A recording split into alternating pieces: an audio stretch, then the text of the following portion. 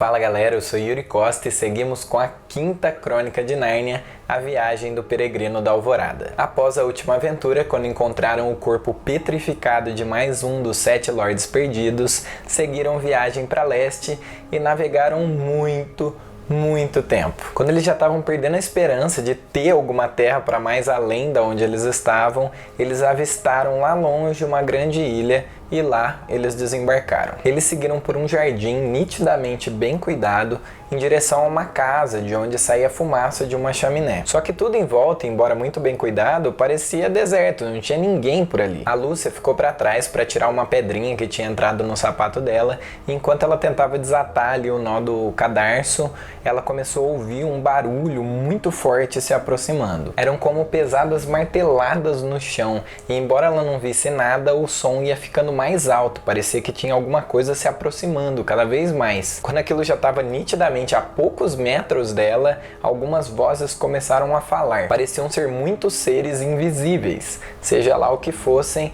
eles tinham um líder entre eles, ao qual eles chamavam de chefe. A menina não os via, mas aparentemente eles também não enxergaram ela, e por isso ela acabou escutando toda a conversa e descobriu que eles pretendiam se colocar entre os tripulantes e o navio. Quando eles foram embora, a Lúcia apertou o passo para encontrar seus amigos, que já estavam diante de uma grande casa, aliás, a única casa em toda aquela ilha. E aí a Lúcia deu aquela temida notícia. Haviam inimigos invisíveis que estavam se interpondo entre eles e o peregrino da Alvorada. Eles resolveram então voltar para encarar o perigo, e quando eles chegaram na praia, o chefe se apresentou para eles e começou a explicar tudo o que estava acontecendo. Eles eram servos de um grande mago naquela ilha, e como eles desobedeceram o mago, eles foram punidos com um feitiço que os transformou em seres horríveis. Eles estavam com tanta vergonha da aparência deles que eles bolaram um plano de invadir a biblioteca do mago e ler um contrafeitiço para voltar a ser como eles eram antes. Só que como eles não encontraram esse contrafeitiço, eles acabaram conjurando um outro feitiço para deixar eles todos invisíveis, assim eles não veriam mais a feiura deles. O problema é que depois de muito tempo eles cansaram de ser invisíveis, mas o mago também nunca mais foi visto. Era bem provável que ele também tivesse ficado invisível e que tivesse esperando eles na biblioteca para puni-los. Ah, e tem mais uma coisa, a magia só teria efeito se ela fosse pronunciada por uma garota,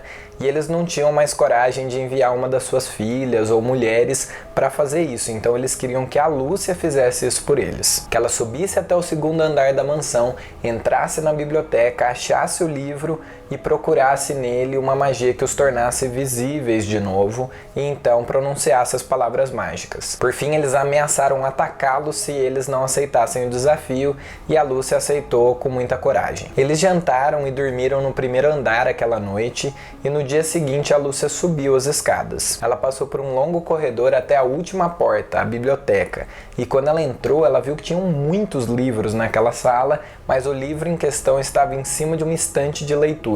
A menina se aproximou então do livro, o abriu e começou a folhear procurando pelo feitiço certo. Logo ela percebeu que havia algum tipo de magia ali que não permitia ela voltar às páginas, ela só conseguia avançar. Ela foi passando então por vários feitiços curiosos diferentes, mas ia seguindo sempre em frente até ela encontrar um feitiço que prometia tornar ela a pessoa mais bela do mundo inteiro. Nas gravuras ela via o seu próprio rosto tão belo que chegava a ofuscar, e via pessoas de todo o mundo brigando por ela e homenageando ela, e então ela viu também lá de volta na Inglaterra a Susana invejando a beleza dela. Ela ficou muito tentada a pronunciar aquele encantamento, mas aí ela se deparou com uma figura de um leão rugindo, ela ficou assustada e acabou virando a página de uma vez. Só que em seguida tinha um outro encantamento tentador, o de ouvir o que as outras pessoas pensam ao seu respeito. Como ela tinha evitado o anterior, ela achou que era justo ela ler aquele. O fez e pôde ver 2 garotas da sua escola num vagão de trem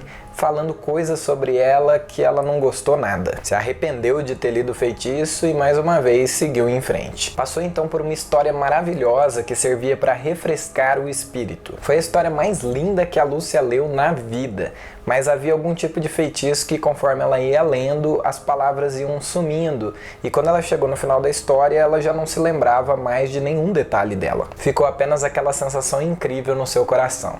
Por fim, ela encontrou o feitiço de tornar visíveis coisas invisíveis. Depois que ela pronunciou esse, ela ouviu alguns passos leves às suas costas, se virou e se deparou com o Aslan. Sim, o grande leão. Ela ficou muito contente de vê-lo, o abraçou e expressou isso para ele, então ele disse que ele sempre esteve ali, mas que ela acabara de torná-lo visível. A garota ficou espantada que o feitiço tivesse funcionado com ele também e eles continuaram conversando. O Aslan então deu um puxão de orelha na menina por ter ouvido atrás das portas as suas amigas conversando sobre ela. E que as pessoas às vezes dizem coisas que elas não querem realmente dizer. Então Lúcia pediu para que ele contasse novamente para ela aquela bela história que ela havia lido.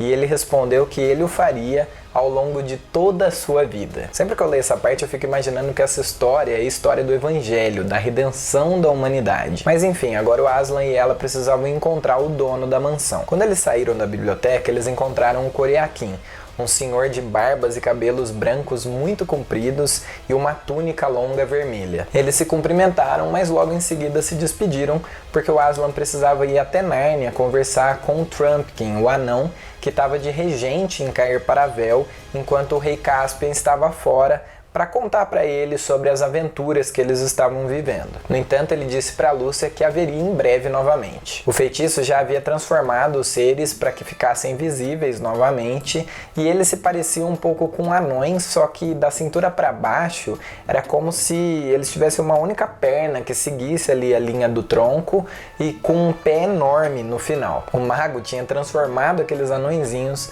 em monópodes. A Lúcia achou a aparência deles bem bonitinha e engraçadinha, e ela não queria que eles voltassem a ser anões comuns, então ela tentou falar com eles para convencê-los disso. Eles estavam dormindo, e quando eles acordaram e perceberam que a magia da invisibilidade tinha acabado, eles ficaram muito felizes, mas ao mesmo tempo continuavam se achando muito feios. Mas a Lúcia insistiu com eles que os achava muito bonitos, e eles acabaram aceitando aquela nova forma, principalmente quando o Hip Chip mostrou para eles que eles poderiam usar aqueles pés enormes como pranchas no mar. O Coriaquim então ouviu sobre todas as histórias das aventuras dos tripulantes por todas as ilhas que eles tinham passado, e enquanto ele ouvia, ele ia fazendo para eles um mapa mágico que mostrava ali todas as ilhas e os locais que eles haviam visitado. Ele deu esse mapa de presente para eles, consertou a polpa do navio, lembra que tinha sido estragada por causa da serpente marinha, forneceu novos mantimentos e também contou para eles que anos atrás também havia atracado naquela ilha